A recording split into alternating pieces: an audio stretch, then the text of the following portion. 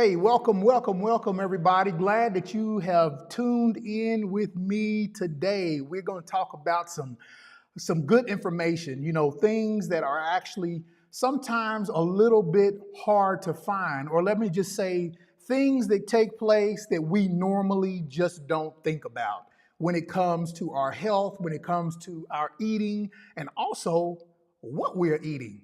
Hey, I want to say welcome to all of you who are on Facebook. I want to say welcome to all of you all who are on my YouTube page.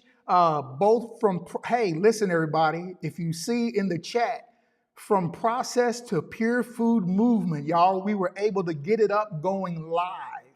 So that's going to be so awesome. And as a matter of fact, this show may actually just be broadcasted over there on that page. Like I said, I really want to keep it just about fruit and things on my Fruit for Life channel. I don't know, what do you all think about it? Let me know if you want to keep it on Fruit for Your Life as well. But when we start talking about these kind of health issues and food issues and things, we may just start watching that over on From Process to Pure Food Movement. And also I want to welcome my Fruit for Your Life crowd. Hey, good to see you all. So I've got 4 different monitors that I'm looking at right now.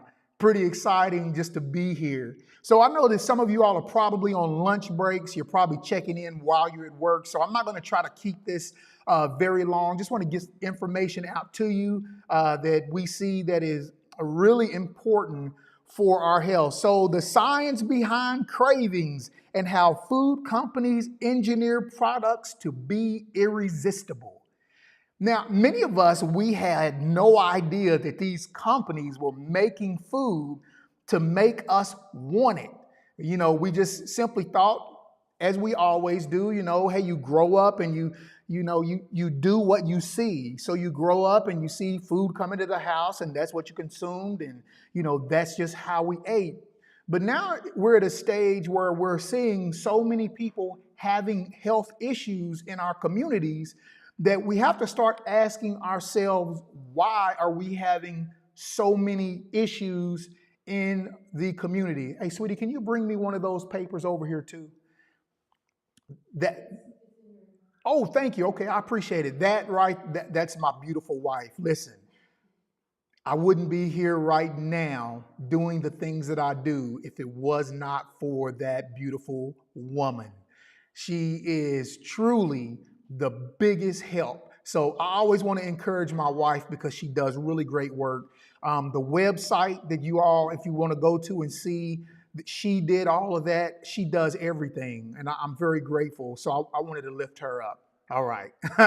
Now that I've done that. But now, we're dealing with community things. And so I'm actually now getting ready to try to get my own community involved. I'm going to show you all something. I don't know if you can see it really good. So I'm getting ready to set up a community meeting here where I live to try to get people out to talk about health. For those of you who are on Facebook in Madisonville, hey, we're going to be doing it. So, hey, come out. It's going to be on June the 20th at 6:30 p.m. All right? June the 20th at 6:30 p.m. It's going to be at the Innovation Station where our office is at the old train station. So we're going to be speaking about health. We're going to be talking about ultra-processed food. We're going to be talking about how to grab hold of that and learn really what to do with that and how we should be living. All right, so let's go ahead and get to our good information that we've got here. There's so much information that is being researched, and research papers that are actually being written about the types of food that we're eating now. They didn't have to used to do research on food, but now, because there's so many illnesses that are involved, there is a lot of research that is going particularly towards the processed food industry, because it is playing having an effect on our life. We'll uncover the secrets behind why certain foods are so hard to resist and how companies design them to keep us coming back for more. That's the ultimate goal of companies is how do we keep them coming back for more? How do we keep them digging in their pocket and coming back and buying from us so that we can make a profit? And that's really what it's all about. It's all about the profit of what we're doing. Okay, so let's just talk about the basics of cravings. Now, if you listened to my live yesterday, I was talking about how we actually have to break down what is actually going on in our bodies. We have to break down what's going on in our minds to be able to understand what is happening and what is taking effect today. All right, so let's go in and break some of these down. Let's talk about the cravings. Craving is an intense desire to consume a certain food. An intense desire to consume a certain food. You know, we know how that feels. We know when we smell something. We're going to get into that, how it increases that desire. The desire can be triggered by various factors, including emotional states. Listen to this. Environmental cues. And importantly, the properties of the food itself. Now today, we're going to dive a little deep into what I feel like is really a very important one. And when you look at the places that we live in today, when we look at all of the advertisements that we have today, we're going to look and see what is so important about that. Why does that drive us on to go buy and purchase, to stop there on the way home from work to go eat? So let's get into some of these environmental cues. Environmental cues play a significant role in triggering cravings. Here, we're going to talk about visual cues first. So your first one is going to be visual cues. All right? The first visual cue that we get is advertisement and packaging. Advertisement and packaging of food. So, look, we can go down a grocery aisle and it's so colorful. There's so many different things to look at, and whichever one is the brightest and looks that catches our eye. And see, these companies know that their packaging play a significant role on whether or not we are going to purchase what they have. It may not be something that we even like inside of that package, but because the package looks so good, we wind up buying it. And we get the results of it, whether we like it or whether we not, we get the results of it. So listen, bright, colorful advertisement and appealing packaging can trigger our cravings. Think about the mouth-watering images of like burgers, pizzas. Hey, listen, I owned a hot dog stand. The smell of the hot dogs on the corner when people would come by, I would be right downtown where I live, and I would be downtown, and I would have people come out of the offices saying, we came down here because we smelled those fried onions and peppers on the grill. Literally pull people out because of the smell that they were getting from it. But we're going to get into that particular part. Okay, so we see the billboards that we have. Drive down the street, you're not going to miss a billboard. Especially if you live in a city. If you live in a city, billboards all over the place.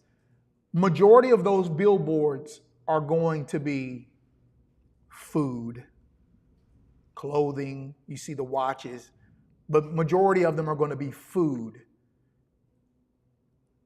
Then we also have the TV commercials. I think all of us know about the TV commercials. Most people, when they watch the Super Bowl, they're going to watch the TV commercials. So commercials play a huge role in what we buy, what we purchase. That's why they pay millions of dollars during the Super Bowl, because that's one time that they have the largest audience to be able to get their information out to. So they'll pick the Super Bowls, they'll pick games, they'll pick all of these things where they feel like they can push, they can advertise to the people. Okay, so those are visual cues. So let's go to olfactory. Olfactory. Okay, the olfactory cues are, if you don't know what an olfactory system is, that's your smell. The smells of food attract us to food, doesn't it? So the advertising companies, they know this. They know that visual cues and also olfactory smell cues draw us to eat their food. Smells are powerful triggers for cravings. The scent of freshly baked bread. Remember, I told you I would drive by the donut shop in the morning before I went to work. And when I pulled onto the lot, the window was down. I was smelling those freshly made donuts, because see, the time that I went to work was the time in which they were frying the donuts. And you would get them and they would still be warm. I don't want no cold one. I'd eat if it was cold too. It really didn't matter. But if it was warm, I was on it. I was on it. The scent of freshly baked bread, grilled meats, remember the hot dog cart that I had, or popcorn can evoke strong desires to eat, even if you weren't previously hungry. You know, I found out that you should never put your nose up to a bag of popcorn when it comes out of the microwave. Now, let me say this. I haven't had a microwave in 10, 12 years, somewhere in there. I already knew microwaves were bad news. If I gotta use a microwave, if I don't have any other choice, if I'm out, I'll use a microwave to warm my food up. But in my home, I don't have a microwave. If it can't get heated up by that pot, pan, and stove, we just won't deal with it. That's how we warm our food up, so that the microwaves do not kill the nutrients that are in the food. So be careful with that if you've never heard of that. But anyway, if you're not hungry, like with the popcorn, so the popcorn, the buttery popcorn has so many different chemicals in it that it's actually toxic if you open up the bag. And I used to do that all the time. Man, I would do that all the time. I would open up a bag up because it smelled so buttery, even though it was not butter, artificial. And I would put my nose to that bag and go, and then there was a warning telling people, do not do that. Do not inhale the fumes that come out of the popcorn as soon as you open the popcorn bag. So don't do that. Okay, auditory cues. Oh, this one is a good one right here. I can give you some places where you can go to hear these auditory cues. The sound of food being prepared, such as sizzling. Boy, that just gets you excited right there. Popping. They throw that fried chicken down in that grease, and that grease and that fat get the popping. Man, couldn't wait. Or the crunch of someone biting into something can also trigger cravings. You know, you hear people all the time, I need to have something salty and crunchy. Sweet, salty, and crunchy. Those are cravings. Those are triggers to our craving, even though we may not want anything. It's just we've been trained to hear those things, trained to smell those things, trained to see those bright colors, those packaging. When you stop at a vending machine, you're looking at the packaging. They make it see-through so you can see what you get, but the packaging is on point for advertisement. If you was in Europe, you'd say advertisement. So the sounds of the foods being prepared is a strong drive for us when it comes to cravings. Okay, how about social settings? Anybody? Being in a social situation where others are eating can trigger cravings. For instance, at a party where snacks and treats are available, or during dinner out with friends. Just being in the environment with good peoples and seeing everybody getting down, eating, is a tough one. You know, that's a tough one for me right now, because sometimes, you know, if I go out and eat with a group of people, I watch what's being brought out to them to eat. And I still remember those smells. And it does affect you. So you're going to have to figure out for yourself what you're going to do and what you're not going to do during those times. Is there something that you can actually order from a restaurant that you're okay with? Though you have to have those things played in your head. This is what we talk about in our membership program. You have to have these things played in your head. You have to have something where you say, this is what I'm going to eat. This is what I'm not going to eat. I'm not going to touch it. All right. So let's go to another one. How about the time of day?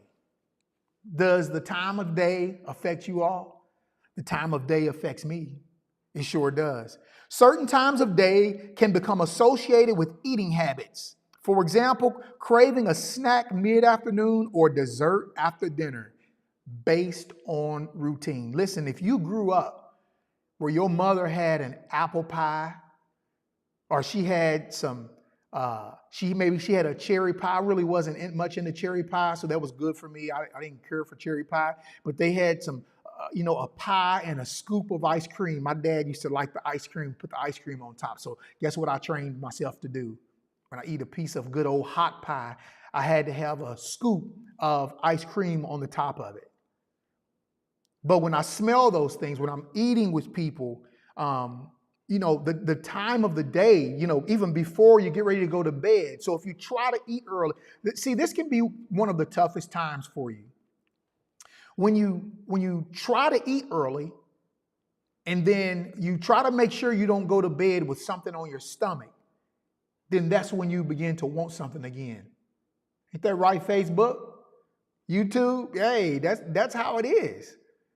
You want something then. So you have to be very careful how you plan to eat. And also, if you're a person who snacks, hey, get a snack that you know is not going to be harmful to you. One that you know is not going to be heavy to you. One that you know it's not very dense in calories. Those are the kind of things that we need to do, like eat your apple before you go to bed, something like that. All right. How about the emotional state? That's an environmental cue because we have things that affect us throughout the day. Those things play a role in what we eat. Coming home from work, you've had a bad day, you're tired, and you just want to eat something to feel good, and you stop at your fast food place that you frequently graze at, and you go there and you eat that food. And, you think that it makes you feel good. Well, you wouldn't think anything about it if you didn't see it on the way home. If you didn't pass those 20 restaurants on the way home, you probably wouldn't think anything about it. But it's all been designed for you to stop and eat the food. That's really what it's about. Okay? So the emotional, such as stress, boredom, happiness. Y'all, happiness causes you to eat.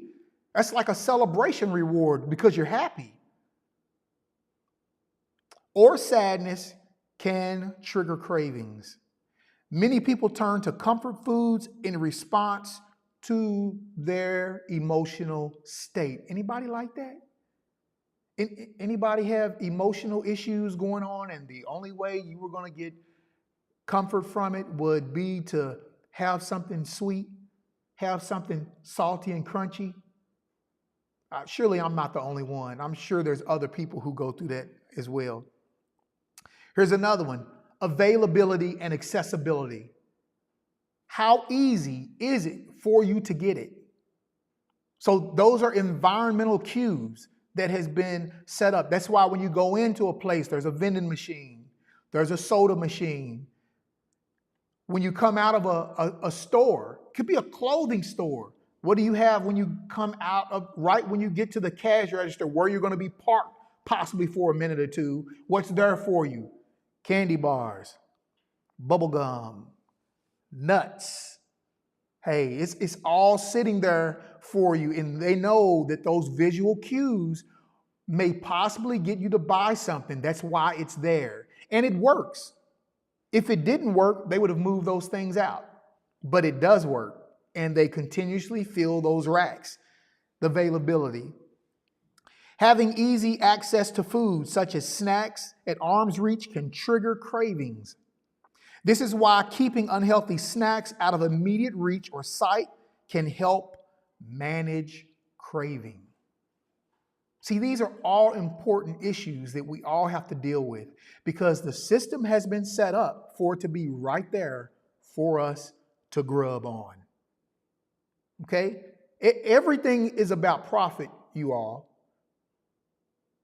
It's about how are they going to get let me say this another way. How are they going to get their money out of your pockets? It's not their money if you don't pull it out of your pocket. So they're designing it. The system is set up for it to be accessible to you, for you to visually see it, for you to smell it, for it to be in arm's reach, for it to affect you emotionally when you've had a bad day, a nice good old pint of ice cream going to make me feel better with my sprinkles on top, make me feel better about the day that I've had. Or I'm happy, had a really good day at work. Hey, everything went great. Just found out I just got promoted at my job. Oh, it's time for a celebration. Where are we going to stop at? Where are we going to stop at to get something to eat to celebrate this joyous time?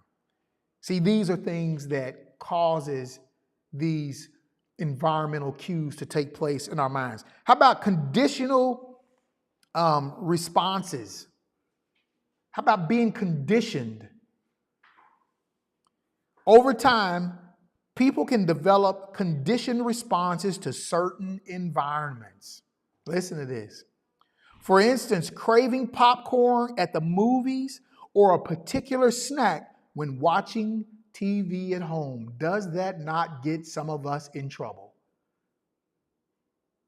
Snacks, watching TV at home, it's almost like it works hand in hand. And we have to start to learn to put those fruits right there in our mouth. Have to learn to do that.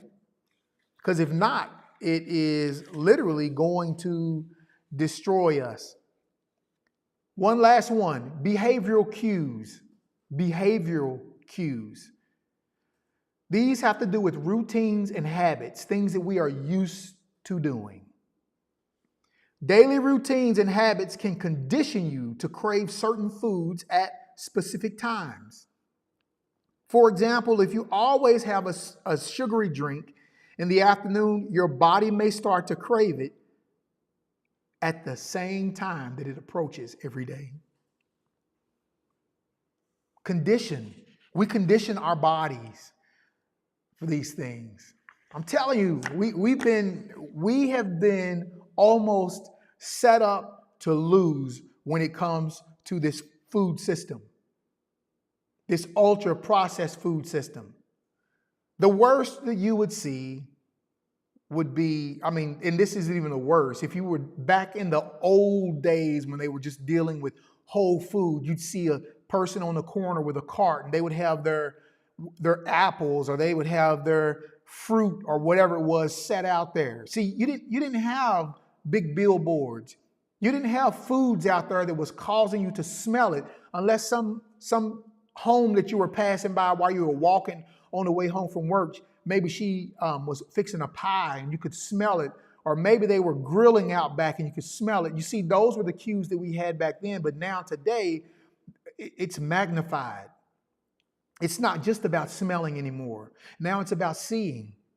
So we really have to be careful with these things, and they really do a lot of damage to us when you really think about it. So for this show today, I wanted to bring you this information because I want you to think about all of these environmental cues that we actually have that is actually doing this to us. Okay? So it's not that food has us in its grips. It's that we have allowed our appetite to put food in its grips. That's what it is. And what you have to do is you have to become like a soldier. You have to be street smart. See, a lot of us are not street smart when it comes to dealing with food now. See, that I had to learn to become street smart. Now, I rarely even notice a fast food restaurant. That is no joke. When I pass a fast food restaurant, not a thought in my mind. That's because I know I can't go there. What am I going to go? Get a salad with some iceberg lettuce? That ain't going to work for me. And everybody's salad is pretty much the same. Cobb salad this or such and such salad that. I already know those places are not places for me to go to. You're not going to find me at a Golden Corral. You're not going to find me at the Golden Bull. That's what it reminds me of back in the Bible, the golden calf that they made. Why do they call it golden? And it's a cow, the Golden Corral. It's because they know for those of us who have the issue, we would go into that place to do our worship. Let's be real. We went in those places to worship the God of our stomach. That's 100. You know, like those new things they got like this, and then they got the 100 across the top. That's exactly. So we just have to be street smart when it comes to how we're going to navigate around food. Let's begin to stop setting ourselves up to lose. We have to make a difference. We have to make a change. If you want to be different, you got to do different. I know many of y'all remember them old sayings, right? If you want to be different, you got to do different. Insanity is doing the same thing and expecting a different result. You just can't do that. All right? So hopefully these environmental cues, you can begin to start to process in your mind how you're going to deal with them, how you're going to allow them not to affect your daily life. Set yourself up to win. Hey, there is no better day than today to change your life. All right, y'all. Hey, I will see you all tomorrow. We'll be back here at 12 o'clock again tomorrow, and we will go over some more of this. All right? I'll talk to y'all then. Bye-bye.